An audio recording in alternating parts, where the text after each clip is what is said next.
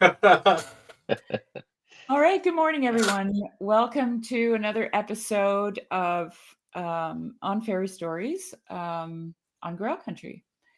And this morning we have Nate joining us again, and Eugene and myself. And I think we're just going to pick up where we left off last time. We talked a lot more last time about the soup, the cauldron of story that Tolkien talks about, and that gave me lots to think about actually over the last week. I don't know about you, Eugene, but I was thinking about it quite a bit. hmm Well, I was thinking Especially, about colors, you color were thinking blue, like the magic, the enchanter's powers, and of making heavy things I don't, light and able to fly. That remember he said making heavy things light. um, yeah. Your voice was kind of cut off for a while. Maybe it was Oh, on my really? part, on my side. No, I think Yeah, it's it's okay. my internet probably. Uh-huh. Yeah. I for some reason I thought of the story. I think I told you about being in St. Petersburg for a while in winter, where the sky's always gray, Yeah. like in winter, gray. Clouds are very heavy with, you know, uh, rain or snow, and then it's really like hanging low. Like something is like pressuring you from down, you Yeah. know. And then I remember flying out back home to Siberia, and the moment the plane got through that you know canopy, and we pierced to the other side, everybody on the plane was like, "Oh!" Yeah. It was like color blue That's everywhere. right. Yeah. And it made me think, like, what does the color blue do to me?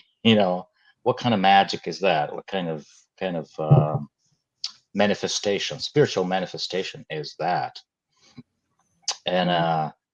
uh, it's like, I don't think I can do justice to color blue, but I mean, this whole sensation came out of the blue. Uh, it was like a sensation of clarity and Mhm. hope and some brightness, an incredible Right. brightness. Yeah. So Yeah. just a few thoughts. Um, yesterday I had the Lilith book club on the Discord, and we were talking about. Oh shoot! I just lost my train of thought now. Oh, the sun and the moon, the feminine aspects of the moon, and what the sun means. So like the sun. Actually, the saying from Solomon was made new for me because he says there's nothing new under the sun. And I've always thought of that as it's just a repeat. We're on a repeat cycle. But the sun is basically exposes everything, makes everything explicit. Whereas the moon veils. So when you're moving around at night and you're in the moonlight, you think you see a shape of a bear or human, but it's just a bush or a tree or a rock or whatever. And so there's this veiled feminine aspect to the moon, right? Whereas the sun lays everything bare. And I thought, oh, that's interesting because, and I'm saying this because the sun is also part of the blue sky, right? hmm Like hmm without full sun and clear skies, you don't get. That's why you don't get the blue. Um, um, yeah. So, and then the saying, "There's nothing new under the sun." I'm like, oh, that's interesting because the moon transforms things into other things. It makes them new, right? Like it hmm makes the rock new. It makes the rock into a bear or a human. hmm Do you get what I'm saying? Like there's a transformative power to the feminine, and Yeah. and in fairy tale, when the moon is out, it transforms things into things that you never noticed before. It draws your attention to things like the outline hmm of something, right? Oh Anyway, yeah. that's what came to my mind. Yeah. hmm Yeah. All right. Well, we can get But started. but but its Oh, go ahead. illumination still comes from the sun. Yes, and that was in Lilith yesterday, where he said, "Light is light, no matter how many reflections it goes through. It's still Okay, light." there you go. Yeah, Yeah, yeah. yeah. But traditionally speaking, the moon always has been seen as a feminine entity, and the sun is Yeah, not.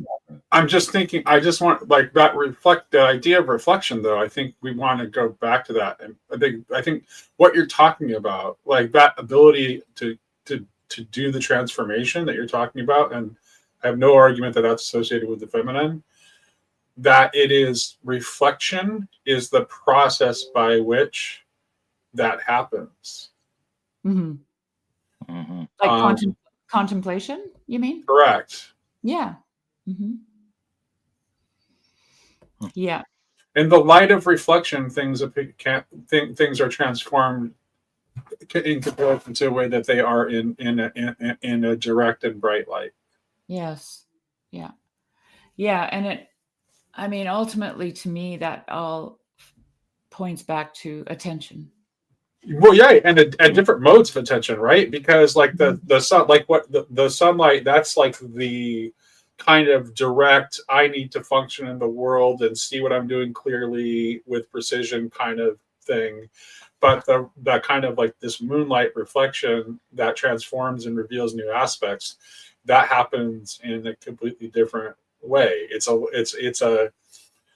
a quieter mode. It's a more reflective mode. I mean, that's like it's right there in the very Mhm. nature of reflective.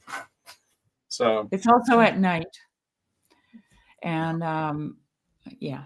So, well, yeah, which is when you have your dreams.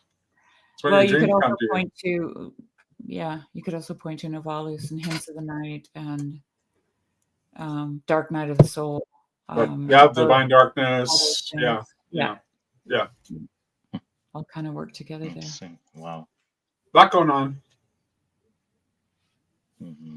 Yeah. All right. Well, we're going to start with The Great Enemy. Should I start reading or does somebody else want to read? Go for it, Sherry. All right. The Great Enemy of King Hrothgar was Froda, king of the Heathobards. Yet of Hrothgar's daughter, Freyvaru, we hear echoes of a strange tale, not a usual one in northern heroic legend. The son of the enemy of her house, Ingeld, son of Froda, fell in love with her and wedded her disastrously. But that is extremely interesting and significant. In the background of the ancient feud looms the figure of that god whom the Norsemen called Frey, the Lord, or Ingvi Frey, and the Angles called Ing, a god of the ancient northern mythology and religion of fertility and corn. The enmity of the royal houses was connected with the sacred site of a cult of that religion. Ingeld and his father bear names belonging to it. Freya Varu herself is named Protection of the Lord. Frey. Yet one of the chief things told later in Old Icelandic about Frey is the story in which he falls in love from afar with the daughter of the enemies of the gods, Gerdr, daughter of the giant Gymir, and weds her. Does this prove that Ingeld and Freyavaru or their love are merely mythical? I think not. History often resembles myth because they are both ultimately of the same stuff. If indeed Ingeld and Freyavaru never lived, or at least never loved, then it is ultimately from nameless man and woman that they get their tale, or rather, into whose tale they have entered. They have been put into the cauldron, where so many potent things lie simmering, age long on the fire, among them love at first sight. So too of the god. If no young man had ever fallen in love by chance meeting with a maiden, and found old enmities to stand between him and his love, then the god Frey would never have seen Gerdr, the giant's daughter, from the high seat of Odin. But if we speak of a cauldron, we must not wholly forget the cooks. There are many things in the cauldron, but the cooks do not dip in the ladle quite blindly. Their selection is important. The gods are, after all, gods, and it is a matter of some moments what stories are told, and it is a matter of some moment what stories are told of them. So we must freely admit that a tale of love is more likely to be told of a prince in history. Indeed, is more likely actually to happen in an historical family whose traditions are those of Golden Frey and the Vanir, rather than those of Odin the Goth and Necromancer, Glutter of the Crows, Lord of the Slain. Small wonder that spell means both a story told and a formula of power over living men. Do you want to discuss anything there? Anything come to mind? Oh yeah, go ahead, Nate. No, go ahead, Eugene. Go for it. Yeah, I was just gonna comment a little bit on history resembling myth. Yeah. Like very, very interesting the way he basically says he said the same thing about King Arthur just Yeah, a I was couple of thinking that. paragraphs ago.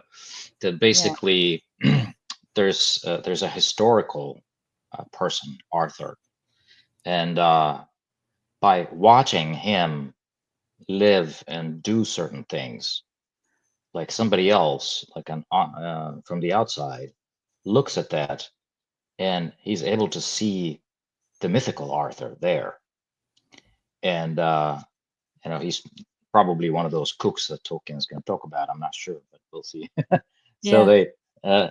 he by divining, by seeing something about the historical Arthur, you know, by borrowing those things from myth and legend and from whatever else, he throws it into the cauldron, and we get Arthur as we know him now. So the same thing with this story that he tells now. There must have been a real man and a real maiden whose love was of such a nature, falling in love was at first sight was of such nature that it almost necessitated the creation of a myth. And so he basically says that whatever their names are, these two, the mythical guys, they sort of sprang out of that. It's Yeah. just really, really amazing because I do see it happening again and again.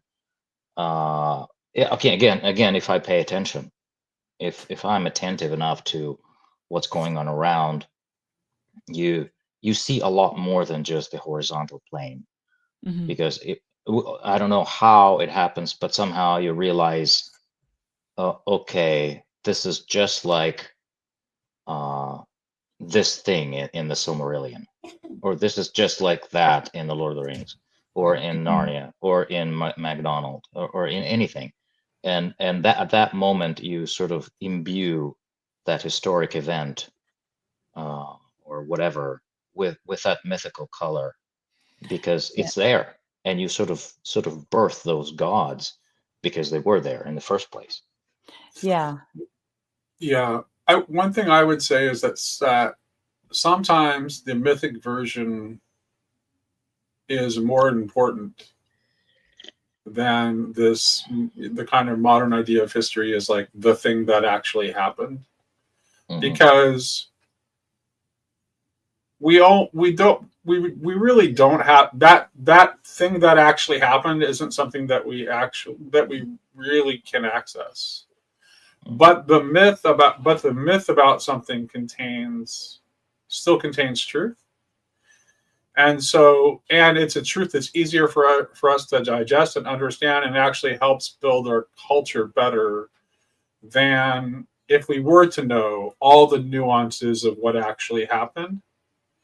Because knowing all the nuances of what actually happens renders it mundane and stops allowing history to do what it's actually supposed to do, which is Hmm. to actually give a people a sense of cohesive identity.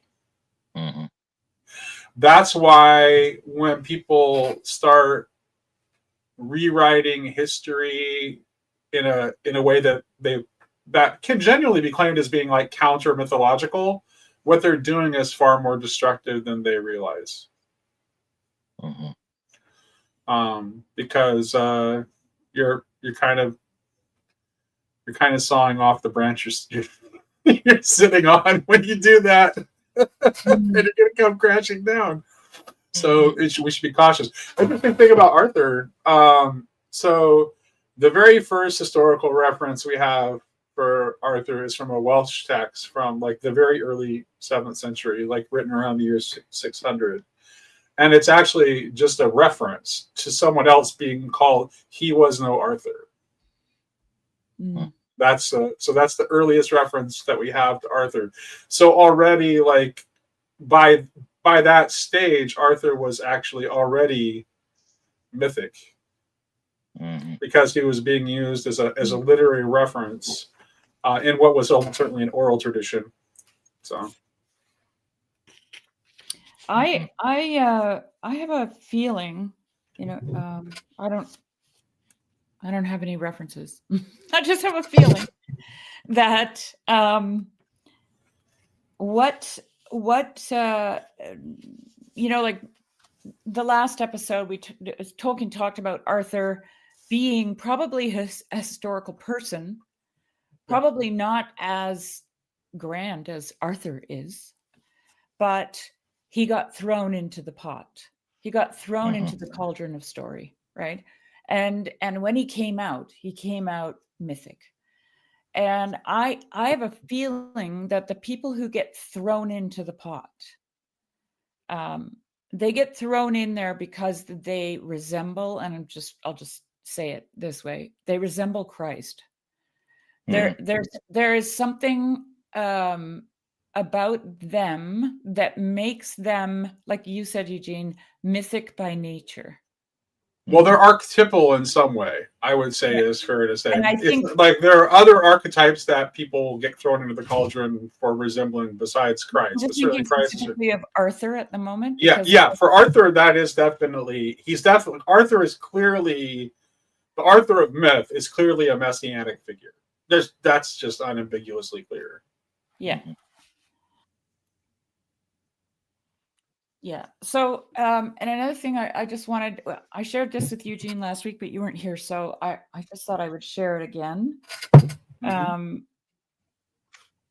This is out of The Golden Key by George MacDonald. So little Tangle, she gets lost in the forest, and a fish finds her in the forest. And the fish is sent by what you might call Mother Nature, and the fish leads Tangle to her cottage in the woods, and that's where she gets cared for. And when the fish arrives at the cottage, it jumps into the pot, into the boiling pot, and then Mother Nature, or grandmother, feeds the fish to Tangle. Okay. And so she says, "But," exclaimed Tangle, and she stared at the fish and could say no more, because she didn't want to eat it. "I know what you mean," returned the lady. "You do not like to eat the messenger that brought you home. But it is the kindest return you can make. The creature was afraid to go until it saw me put the pot on, and heard me promise it should be boiled the moment it returned to you. Or the moment it returned with you. Then it darted out of the door at once. You saw it go into the pot of itself the moment it entered, did you not?" "I did," answered Tangle, "and I thought it very strange, but then I saw you and forgot all about the fish. In Fairyland," resumed the lady, as they sat down to the table, "the ambition of the animals is to be eaten by the people, for that is their highest end in that condition.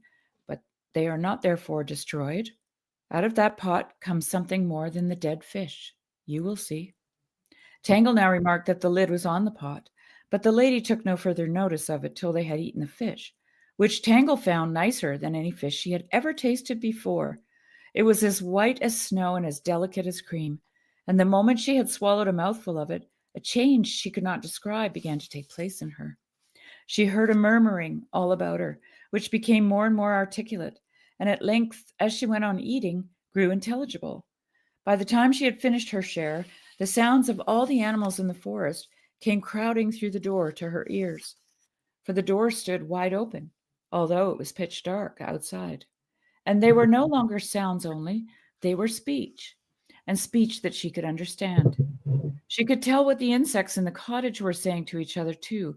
She had even a suspicion that the trees and flowers all about the cottage were holding midnight communications with each other, but what they said she could not hear. As soon as the fish was eaten, the lady went to the fire and took the lid off the pot. A lovely little creature in human shape, with large white wings, rose out of it and flew round and round the roof of the cottage, then dropped fluttering and nestled in the lap of the lady.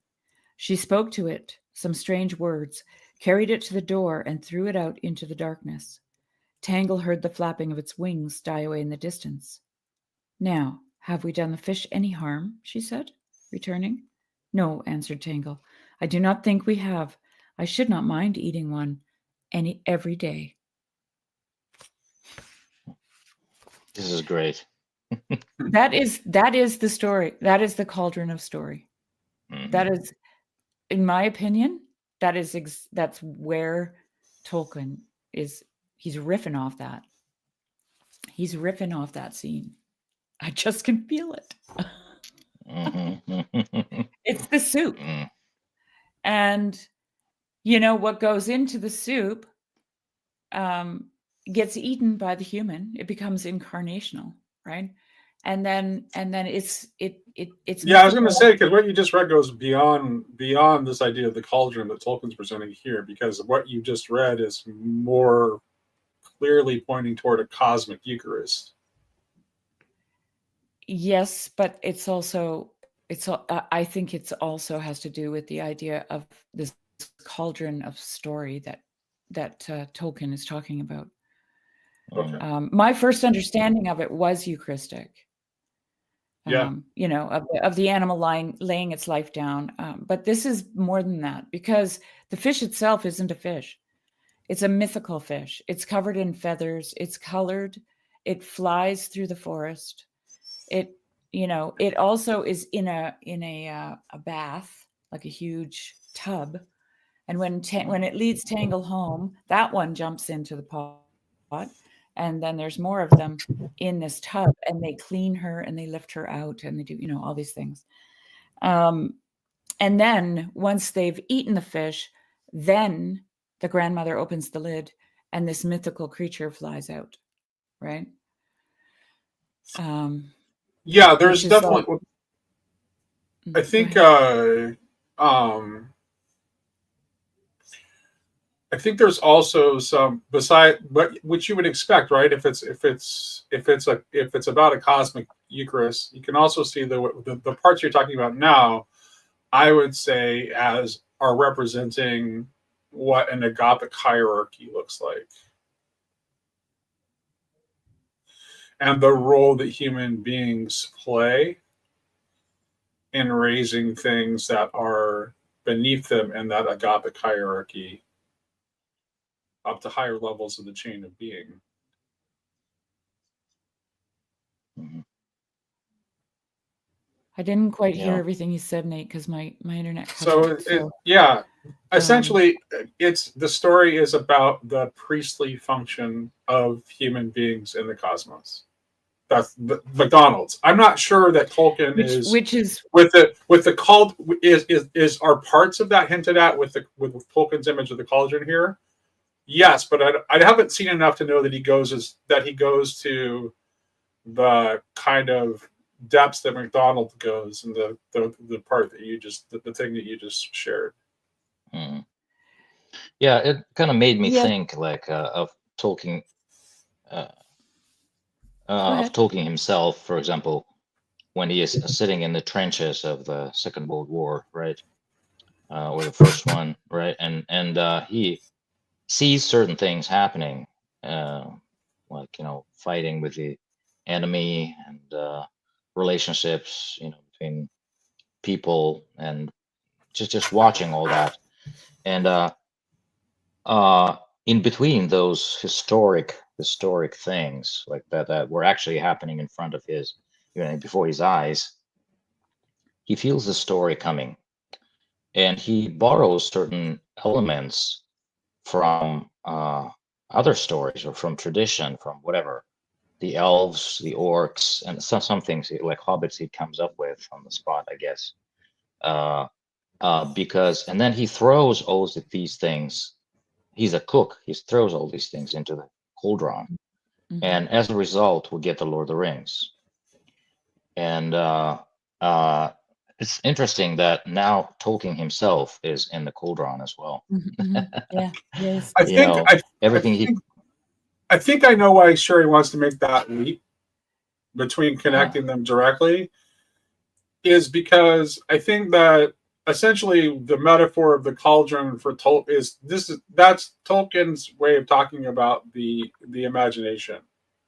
And he's talking about he's talking about, and that's why he talks about the cooks as well, because he wants to talk about the imagination both from the kind of collective pot of kind of the collective imagination, but there are also cooks. So but go ahead, Sherry. Well, I mean, I agree with you about the priestly function, but the priestly function is not just Eucharistic. The priestly function is to make the word flesh. Right. So and that's what's interesting. Like if you go back to, that's why I was pointing toward the agapic hierarchy part of what I was saying. If you go back to the example of Arthur that Tolkien uses, Arthur as being a man who models a kenotic way of being in the world, a self-sacrificial, Christ-like way of being in the world. He gets thrown into the pot and then he flies out, right? He's this already mythical fish, right? Made of flesh and bone. He jumps into the pot and then he flies out as King Arthur. And that's the connection that I'm making. And I think that is that is the priestly role that human beings serve, right? They serve mankind in that they can do that. They can take the man, the simple guy, the chieftain of a small tribe, perhaps in England, and throw him into this cauldron of story, and then and feast on his flesh. Like that is what you're doing when you're enjoying the myth, when you're learning about what it means to be a good man, right? Well, can I tell a short story? I think I really like this idea that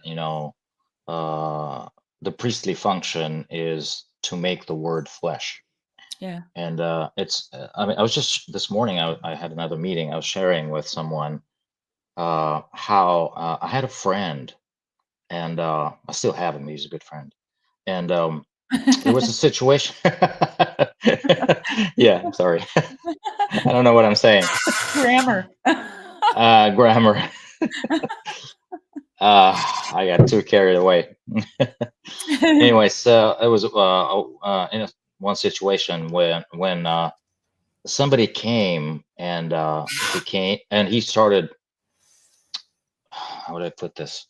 Like scolding me, scolding me, or like criticizing me for something. It felt like really bad, like character assassination almost. Oh. And this friend of mine that I'm talking about, I mean, he's not a very aggressive person by nature. He's very, very, very gentle. But I could tell he was becoming angry.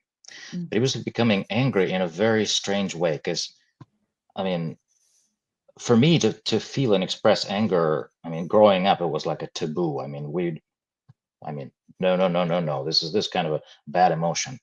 But when I saw him becoming angry, it felt very, very different. It felt like he's protecting me and lifting me up. Right. And at that moment, I saw something about that friend of mine that really fed me, because at that moment he became someone else almost. Mm. Like and he represented, he in his flesh, he conveyed the redemptive power of anger, something that I didn't know growing up. Right. I felt all anger was ugly, Yeah. But Yeah. no, there is beautiful anger Yeah. that protects the other person Yeah. from an unjust assault. And Right. I didn't understand that until I actually saw that infleshed In him. in his behavior toward me, and I still hold it in my memory, and it's part of my transformation because I've been eating off of that altar, you know. Right. Yeah. Mm, Yeah. Anyway, I mean, I can't be certain. It's just a feeling I have, but for me, the resonances are just like pinging off of each other in that story. Should I keep going? No, there was one Oh, sure. the section you were just reading. There was the one thing, and I think it's actually, I think it's worth talking about because we were just talking about the need to incarnate the word, to give it flesh. There's that last bit that you read about the double meaning of spell, Yes. mhm. and the power of words, Mhm. which kind of just, I think that I don't think we need that. That's been talked at in this little corner ad nauseum, so I don't think we really need to to say more than that. But it just reinforces the point you were making about.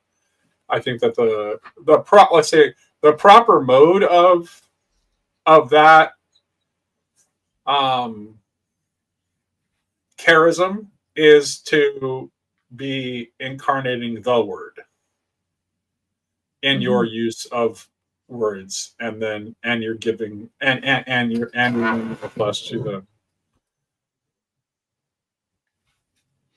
Yeah, that just reminded me of another McDonald quote. He says, "Yet all the time I seem to have a kind of double consciousness, and the story a double meaning.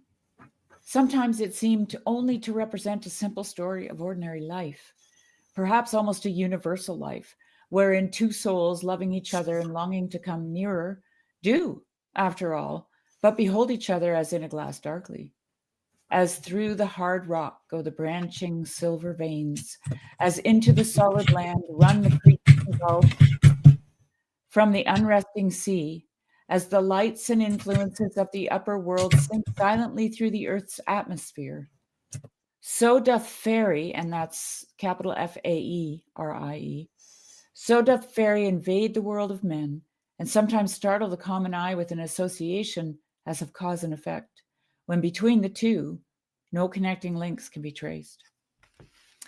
So, yeah, interesting. All right, shall we move on then? Mhm. Mhm. Shall I keep reading? Sure. But when we have done all that research, collection, and comparison of the tales of many lands can do, when we have explained many of the elements commonly found embedded in fairy stories, such as stepmothers, enchanted bears and bulls, cannibal witches, taboos on names, and the like, as relics of ancient customs once practiced in daily life, or of beliefs once held as beliefs and not as fancies, there remains still a point too often forgotten. That is the effect produced now by these old things in the stories as they are. For one thing, they are now old, and antiquity has an appeal in itself.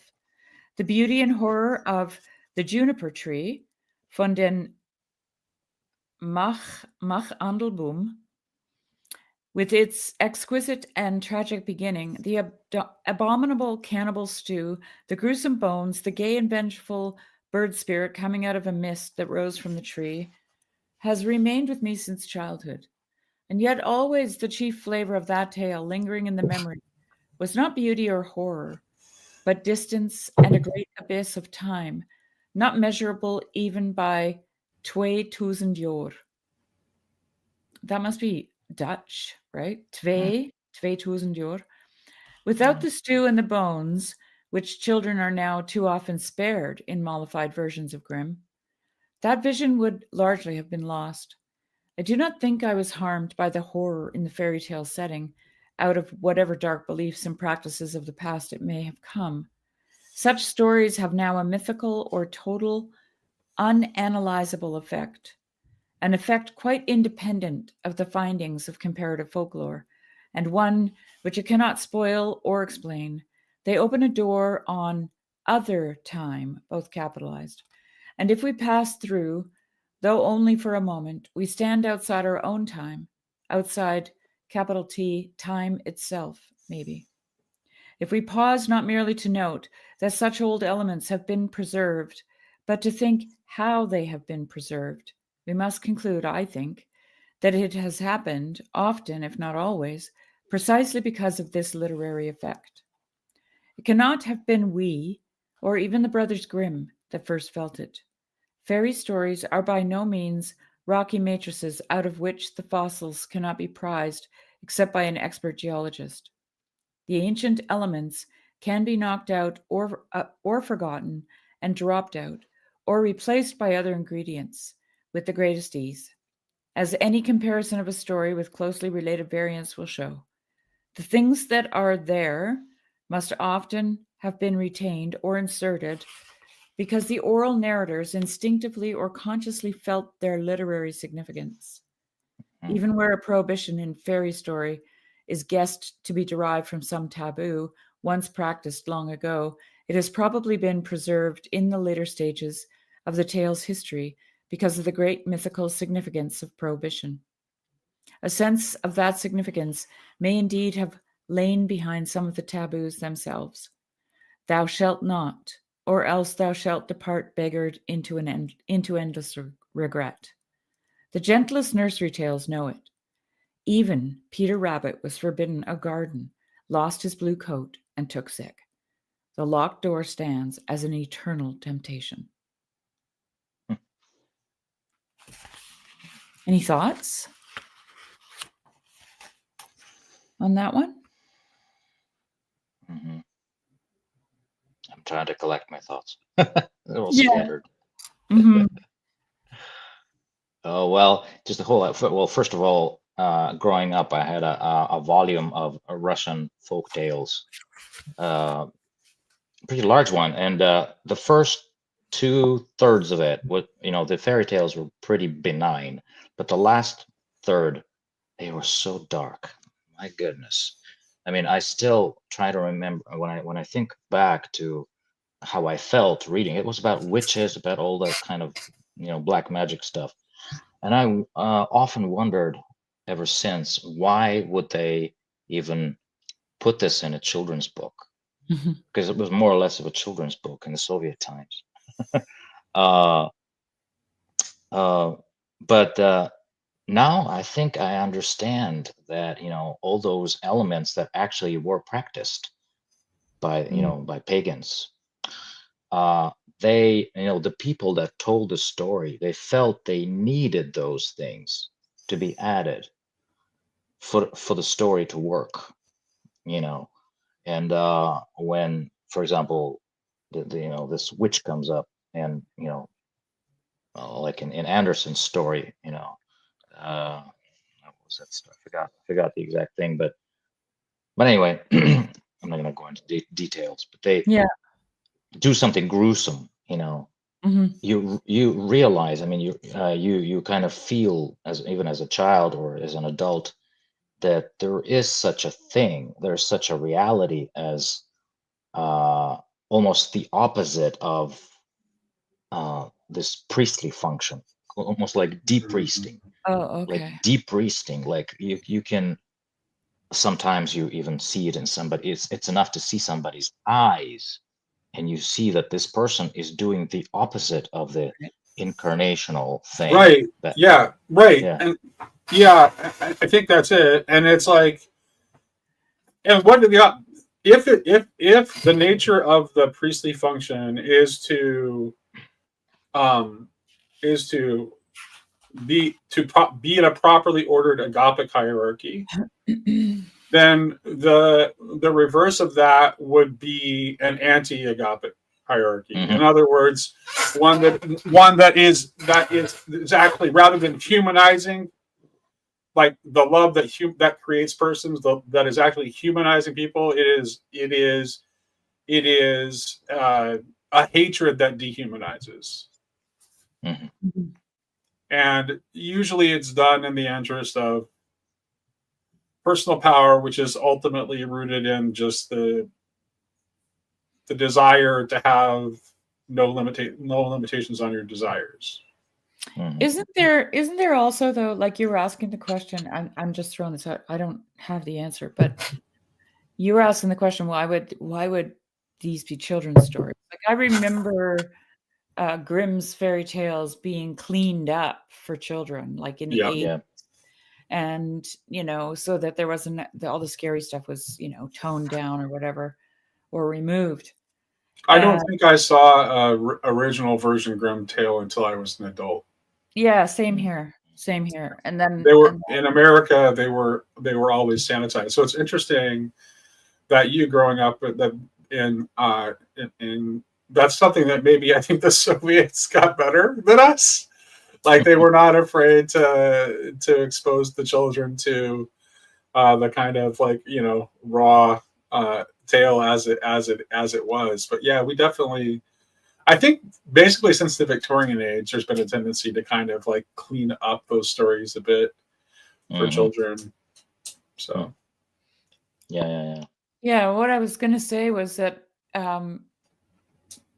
I think there's also perhaps a necessity for the real to invoke some kind of terror, some kind of fear in a person, I'm just reminded of recently, who wrote about it? It might have been Ted Gioia. He wrote a Substack about this mistake that Google programmers made. They tried to make ChatGPT more empathetic, and apparently it was just patting you on the back for every silly thing you've ever done or wanted to do.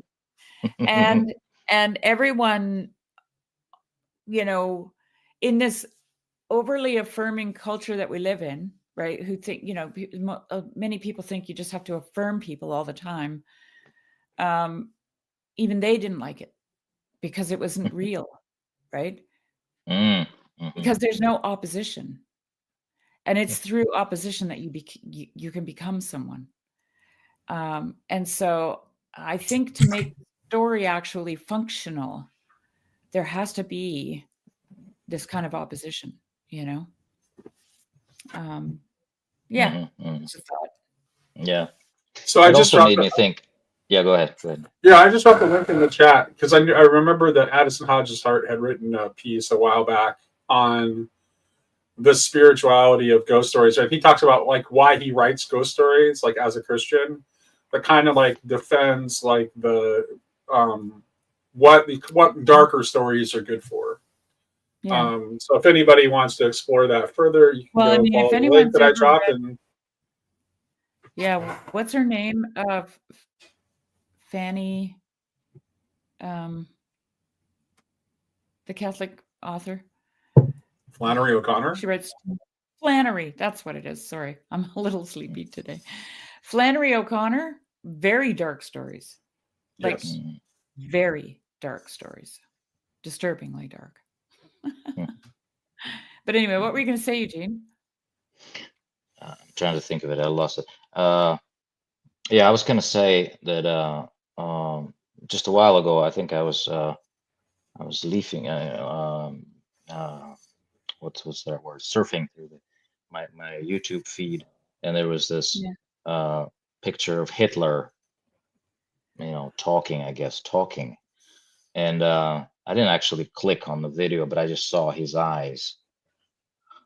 I like, for some reason, I just had this deep sigh because uh, he almost like begged for some mythology to be Mm. attached to those eyes and that look of Mm. total, like, what would be the right word to say that? Like, insanity doesn't really cut it, but there should be, to be able to even describe it, there must be some dragon involved or Yeah. invoked or something. I don't know.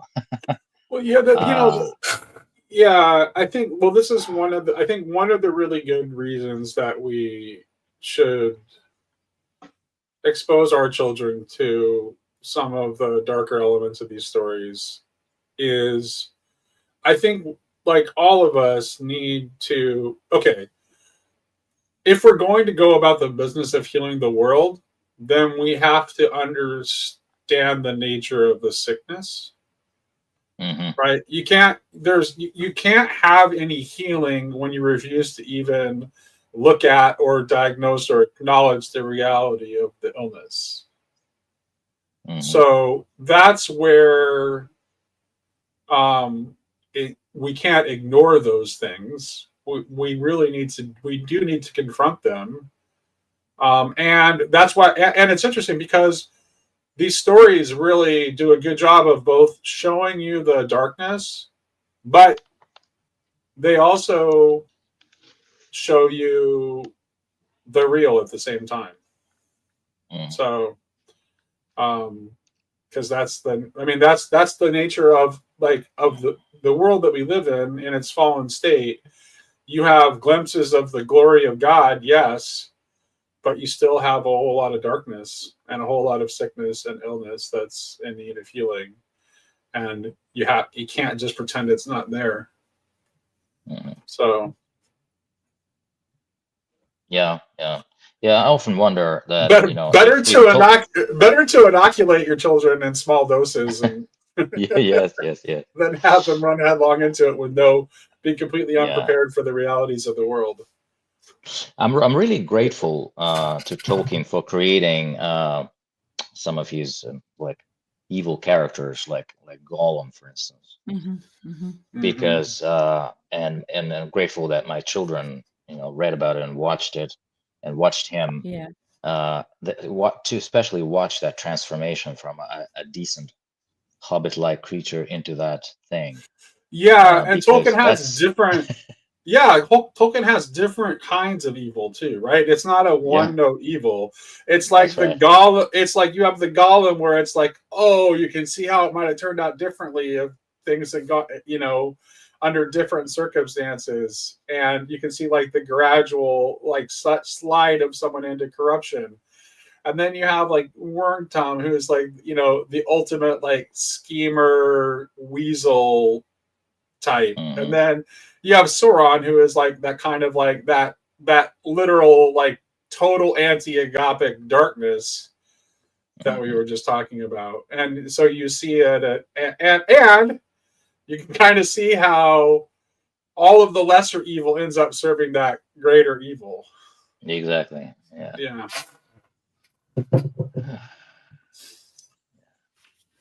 Should we carry on? Maybe Yeah. one more paragraph? Yes.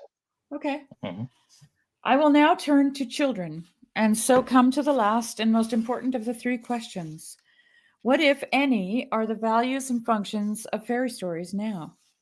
It is usually assumed that children are the natural or the specially appropriate audience for fairy stories. In describing a fairy story which they think adults might possibly read for their own entertainment, reviewers frequently indulge in such waggeries as, quote, this book is for children from the ages of 6 to 60, unquote. But I have never yet seen the puff of a new motor model that began thus, quote, this toy will amuse infants from 17 to 70, though that, to my mind, would be much more appropriate. Is there any essential connection between children and fairy stories? Is there any call for comment if an adult reads them for himself? Reads them as tales, that is, not studies them as curios. Adults are allowed to collect and study anything, even old theater programs or paper bags.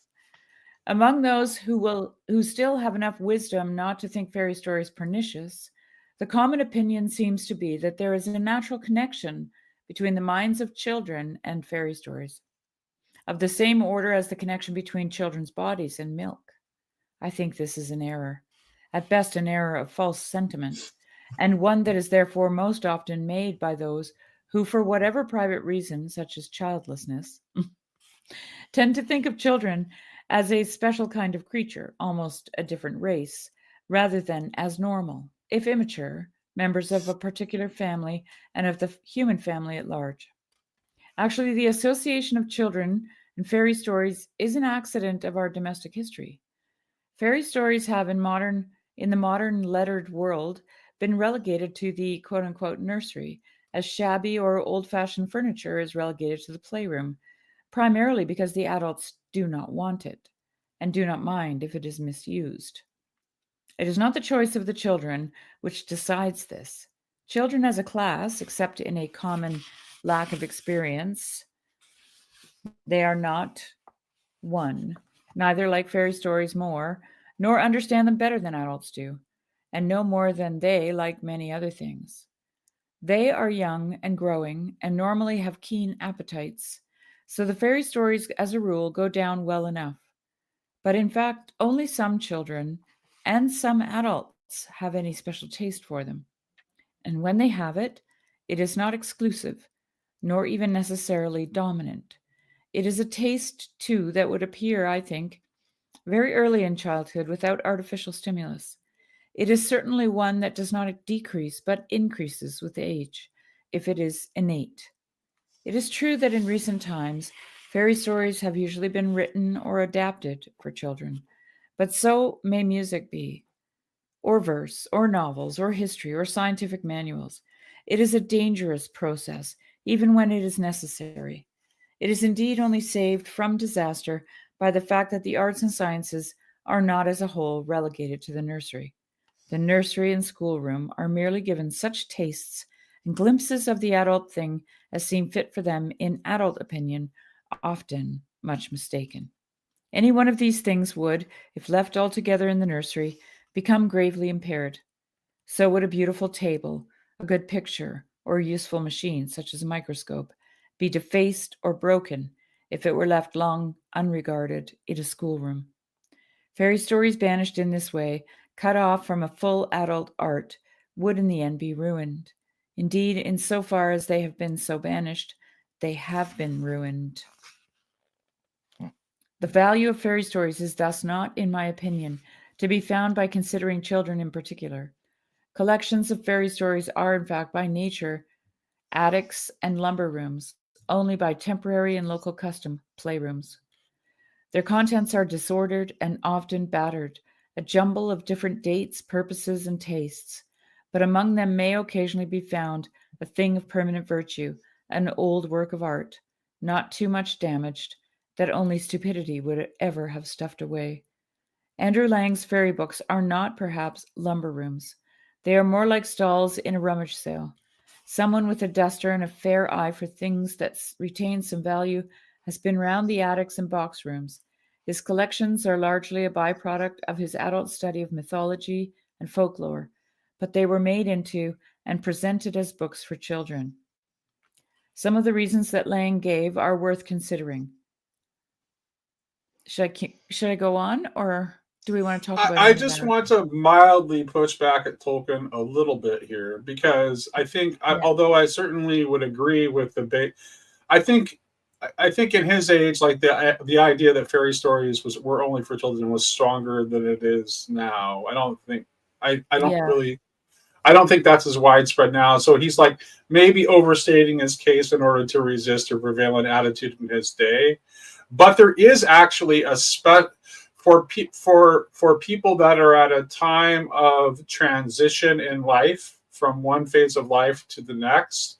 There's a special extra value that fairy stories bring that they don't bring to people who are in the middle of their life. So I would say that someone transitioning, like, so I would say actually it's the best audience is older children, as there's, first of all, they're able to read them and understand them, and second of all, they're on the cusp of transitioning into adulthood.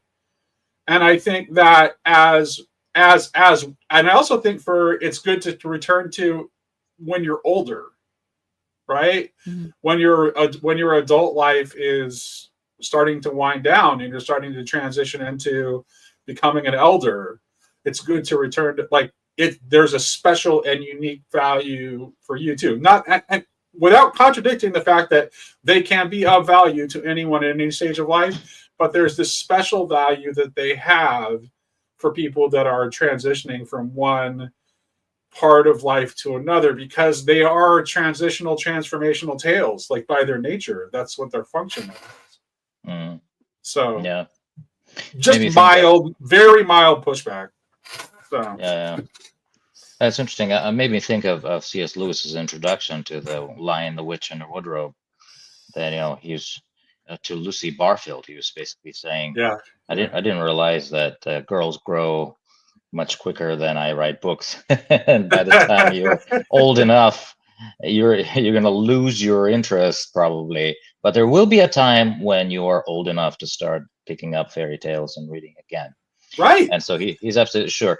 But this Yeah. kind of, in my mind, it also ties in for some reason with a silver chair. This is Narnia Okay. Chronicles fairy tale. Okay. Because if you remember, when they end up in this underworld, right? So the witch kind of captures them and starts throwing her spell over them, saying, "Why do you think there is such a thing as the upper world? Well, who told you there is such a thing as the sun? Who told you there's Narnia? I mean, you guys have been dreaming it all up. This is reality. Look around you." And so her spell is so powerful that they start forgetting.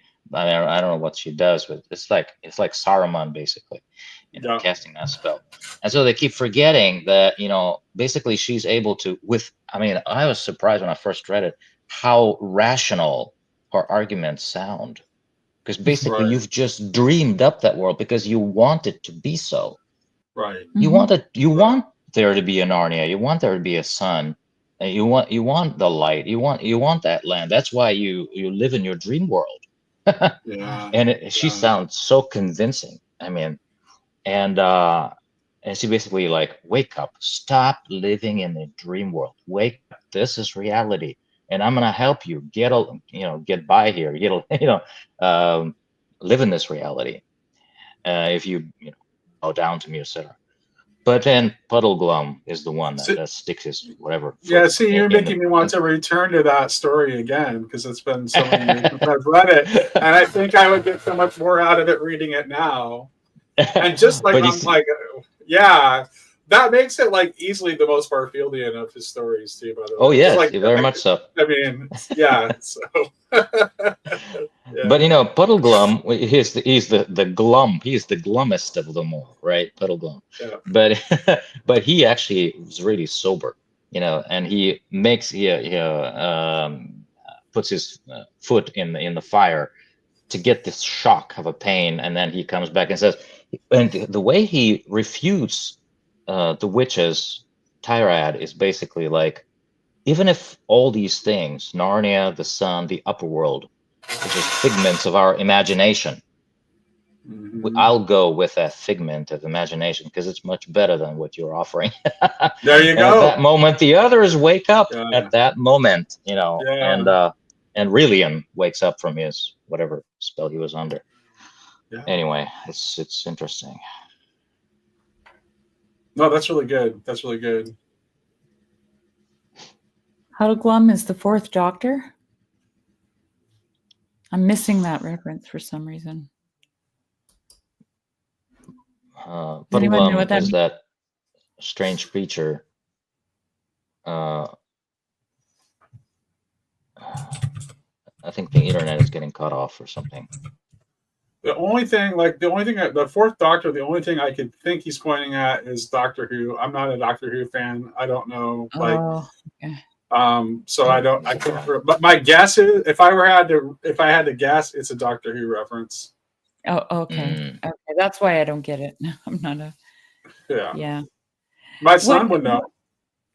What came to my mind, of course, because I'm so familiar with this this essay here, is a bit from George MacDonald when he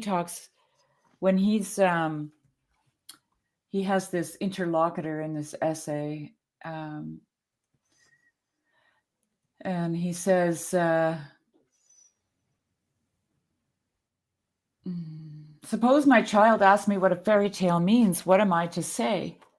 He says, if you do not know what it means, what is easier than to say so? If you do see a meaning in it, there it is for you to give him. A genuine work of art must mean many things. The truer its art, the more it will mean. If my drawing, on the other hand, is so far from being a work of art that it needs "this is a horse" written under it, what can it matter that neither you nor your child should know what it means? It is there not so much to convey a meaning as to wake a meaning. If it do not even wake an interest, throw it aside. A meaning may be there, but it is not for you. If again you do not know a horse when you see it, the name written under it will not serve you much. At all events, the business of the painter is not to teach zoology. But then he says, but indeed, your children are not likely to trouble you about the meaning. They find what they are capable of finding, and more would be too much. Yeah. That's so true. Yeah. Kids just get what they And can get. Yeah. yeah. And then he also says a fairy tale is not an allegory. There may be allegory in it, but it is not an allegory. He must be an artist indeed who can, in any mode, produce a strict allegory that is not a weariness to the spirit. An allegory must be mastery or mortgage. And I looked up mortgage, and it was a big ditch somewhere in London, I think, that sewage and corpses and like and I thought, I wonder if that's where Tolkien got Mordor from Mordor, Maybe. But yeah, and that last thing that I read there, this is nothing to do with this essay that we're looking at, but the last thing that I read there, he says, he must be an artist indeed who can in any mode produce a strict allegory that is not a weariness to the spirit. And I've heard that Tolkien and Lewis had a little bit of an argument about the use of allegory, and Tolkien felt that Narnia was too much of an allegory or something like that. You thought it was a simplistic allegory, but there was a lot going on that Tolkien missed. It was more complicated than Tolkien realized. I actually, when I read this line in MacDonald's essay, I thought, I wonder if Lewis took that as a challenge. Because he says, he must be an artist indeed who can in any mode produce a strict allegory that is not a weariness to the spirit. An allegory must be mastery or mortgage. So it's possible. George MacDonald's saying it's possible, but it's really, really difficult, right? And when I read that, I wonder if Lewis took that up as a challenge when he wrote Narnia. Interesting. Yeah. Yeah. Anyway, that was a little side trail.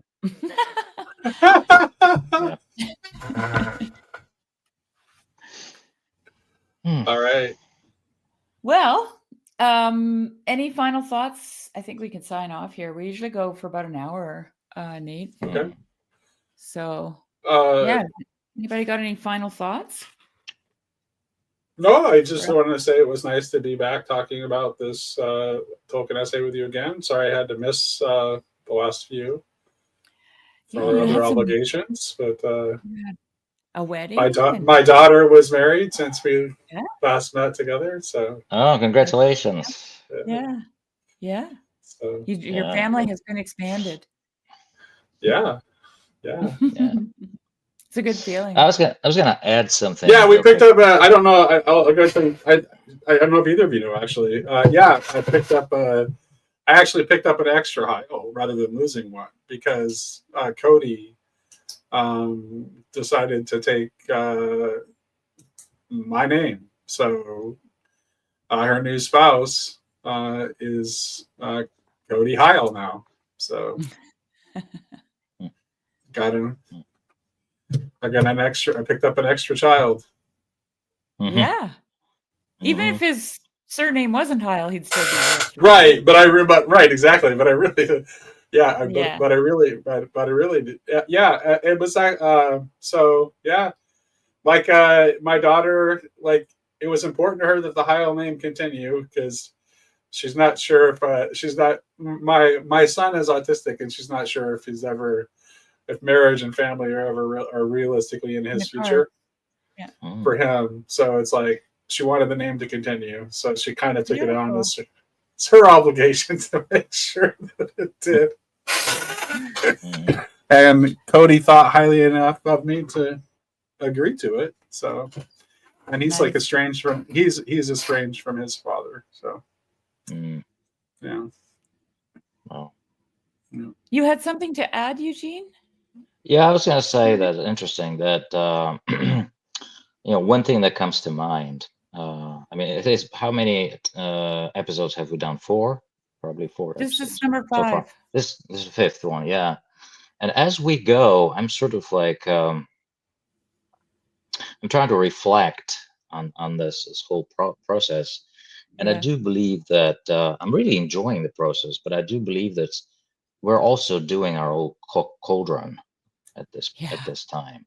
Yeah. Because we're throwing, I mean, I really enjoy hearing what Nate is throwing into the pot, what Yeah. Sherry's throwing into the pot, and what kind of soup are we going to feed other people Wonderful. as well. And That's great. actually, what soup are we going to get in the process of Yeah. actually boiling that thing, Yeah. So thank you guys for throwing a little bit of you into the pot so I can enjoy Thank the you. taste. Yeah. Well, So, same to you. I mean, you've Yeah, really definitely. added a lot to it so, too, so I'm really grateful. Yeah. mhm. It's been really good. All right. Well, I thank everyone. Did you have any last thoughts, Nate, on the essay or anything you wanted to say? No, it's like my last thought was it's really good to be back talking with you all again. That's it. Yeah. Yeah. Yeah, it is nice. Really good. Mhm. All right. Well, I thank everyone for joining us, and we'll see you all next Saturday again. All right. Sure. Yeah, see Bye-bye. ya.